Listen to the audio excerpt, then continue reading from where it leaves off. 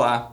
Este nosso Papo Gerais de hoje é com uma pessoa que há muito tempo eu gostaria de ter entrevistado e que hoje tenho esse privilégio, o professor Gladstone Rodrigues da Cunha.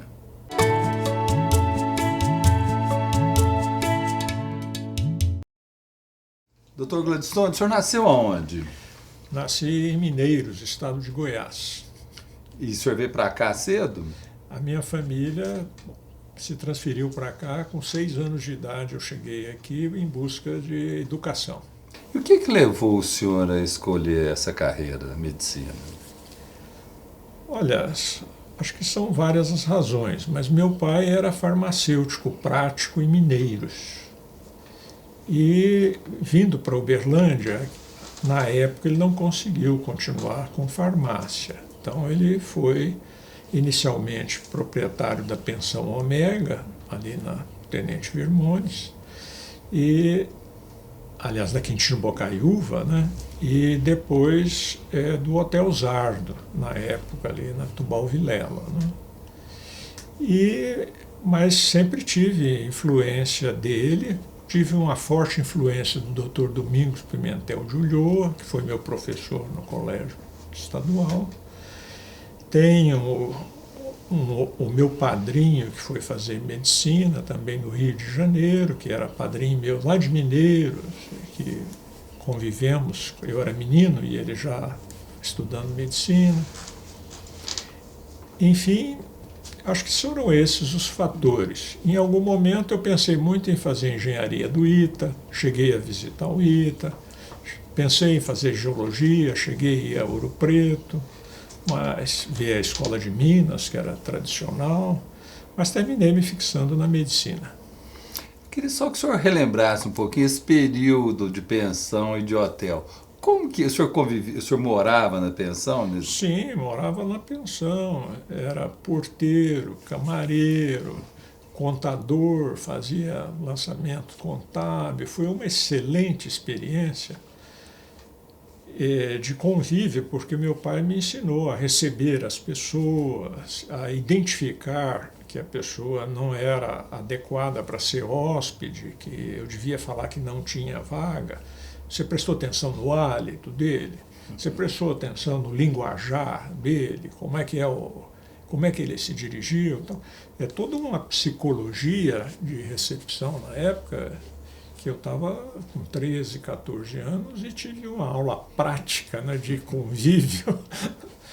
E, finalmente, no Hotel Zardo, meu pai teve um período que adoeceu, e eu estava com 14 anos, provavelmente, 14 anos e meio, eu fiquei com 20 funcionários sob a minha responsabilidade. Com 14 anos? Com 14 anos, durante uns 30 dias. E depois, quando o senhor foi para Belo Horizonte, como que foi um jovem, um menino que saiu de Mineiros, depois veio para Uberlândia e ir para uma capital do estado? Olha, na época, o grande desafio era passar no vestibular. Quer dizer, um interiorano, eu cheguei na capital, pelo menos como eu me sentia, né? Muito tímido. Os alunos do colégio estadual de lá, com catedráticos e tal, a gente ficava muito assim inibido, né? Muito assustado com a competência deles, o nível do ensino. E nós iríamos concorrer no vestibular. É uma disputa, né? Uma disputa. Então, o primeiro ano, eu me concentrei muito, fiquei muito focado no vestibular mesmo, porque eu sabia que eu estava em desigualdade de condições, vindo do interior. Né? Procurei me orientar, estudei muito. Para dar só um dado, eu emagreci 10 quilos nesse ano. E realmente foquei, estudei muito e felizmente fui aprovado no vestibular em 5º lugar na UFMG. Não é pouca coisa, né? Da primeira vez e tal. Foi uma vitória, sem dúvida. E com isso fui para a Universidade Federal. Né? E a sequência na trajetória? Olha, na sequência eu fui um estudante assim muito dedicado, né? E logo a partir do 2º ano eu fui monitor de histologia e embriologia. professor Rangel, que era o catedrático da época lá, dava um curso muito bom e eu me entusiasmei com esse curso. Fiz o processo seletivo, fui ser monitor dele e terminei sendo monitor o tempo todo.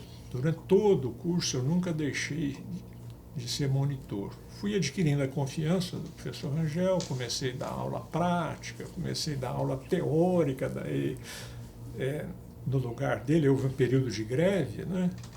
E ele falou, agora nós precisamos repor as aulas. Eu vou te propor aí que você me ajude dando algumas aulas teóricas.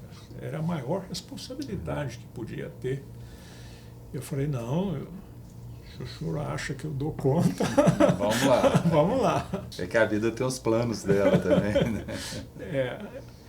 Você, às vezes não tem a oportunidade profissional daquilo que você imagina que é a sua vocação, né? E há que se conciliar a sua vocação, mas também não adianta você ter vocação e não conseguir sobreviver, né, daquela profissão ou daquela especialidade médica, no caso. O fato é que eu fiz um curso de medicina,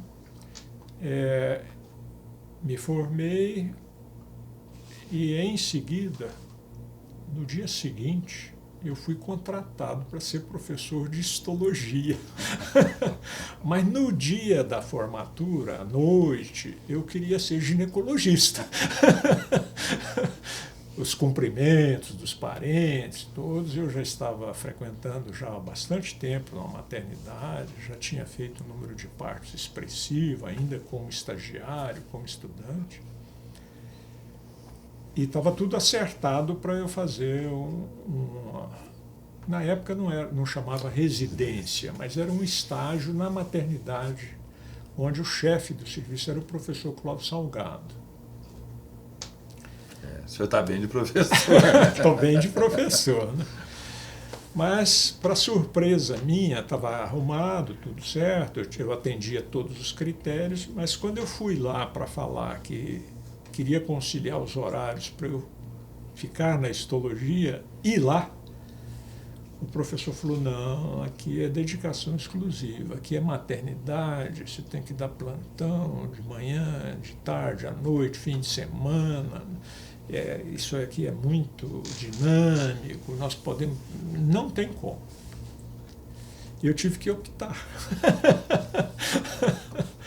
Então eu fui ser professor de histologia, que eu acho que isso aí é uma definição importante na trajetória profissional que eu terminei evoluindo. E fui para a equipe de cirurgia geral, onde eu tinha também muitos relacionamentos com vários professores, e terminei fazendo estágio em cirurgia geral e não em ginecologia obstetrícia. E quando você voltou para Uberlândia?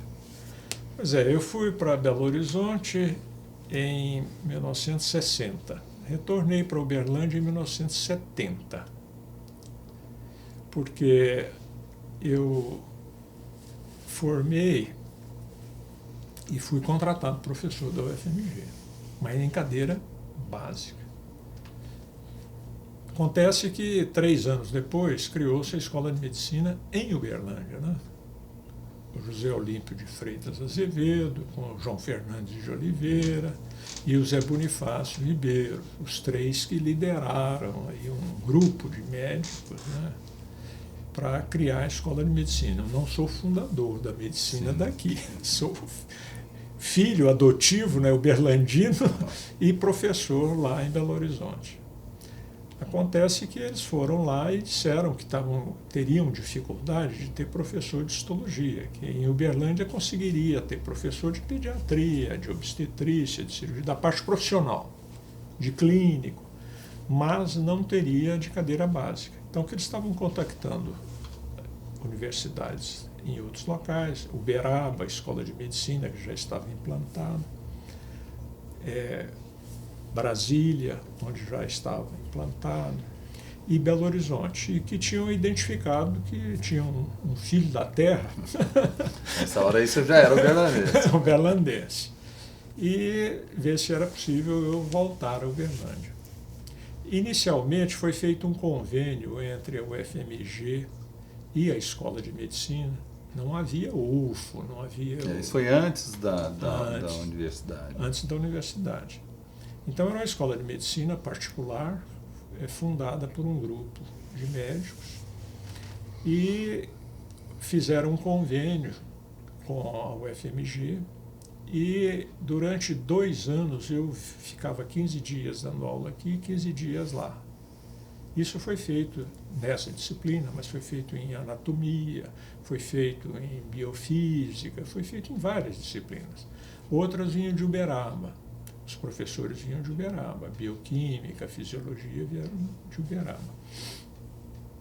O fato é que durante 2 anos eu fiquei sentindo, né, mais ou menos vantagens e desvantagens, tanto de ficar em Belo Horizonte quanto ficar aqui. Mas em 1970 eu terminei me transferindo para cá. Bem, por hoje nós vamos ficando por aqui, mas nós vamos voltar no próximo programa com o professor Gladstone contando o processo de federalização da nossa Faculdade de Medicina. Até lá!